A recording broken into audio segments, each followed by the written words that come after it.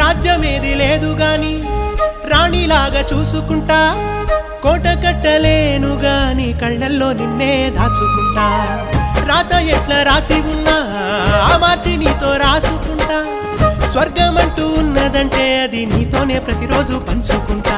నిన్ను గన్న మీ నాన్న కన్నా అల్లారు ముద్దుగా సాదుకుంటా. నీకు కోపం వస్తే కొంత దూరం ఉంటా, నువ్వు గీత గీస్తే నేను దాటనంటా. కంట నీరు కంటి రెప్ప దాటకుండా కాటుకై కావలుంటా. రాంబాయి నీ మీద నాకు మనసాయనే, ఏనాడు నిన్ను వీడిపోని నీడైతనే.